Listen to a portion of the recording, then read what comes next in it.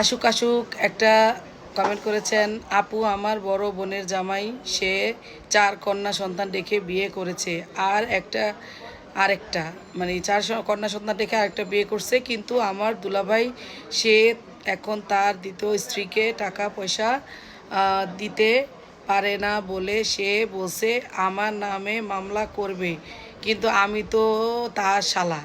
এবার বুঝেন শালা হয়েছেন কেন, তার শালা হইতে গেছেন।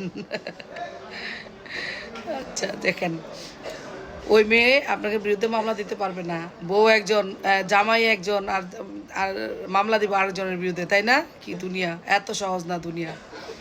সে আপনাকে কিছুই করতে পারবে না। যদি বেশি ঝামেলা করে আপনি আদালতে গিয়ে উল্টা তার বিরুদ্ধে 107, 117 ফৌজদারি কার্যবিধি আইনের এই ধারায় মামলা দায়ের করেন।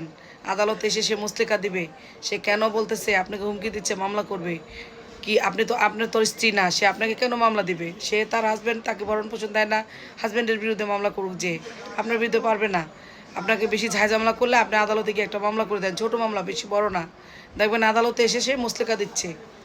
আরেকটা কথা হলো যে তার তো ওই মহিলার এইটাই পানিশড, কারণ 4 জন বাচ্চা কাচ্চা দেখে সে কিভাবে বিয়ে করে, এখন ভরণ পোষণ দিচ্ছে না, এগুলো আগে দেখে নাই, আর এখন শালা খুঁজে শালার বিরুদ্ধে মামলা দিব।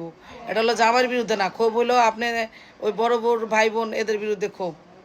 এটা হলো তার মূল টার্গেট, যে তাদেরকে আমার নির্মূল করতে হইব। আপনি যে আদালতে তার বিরুদ্ধে মামলা দেন।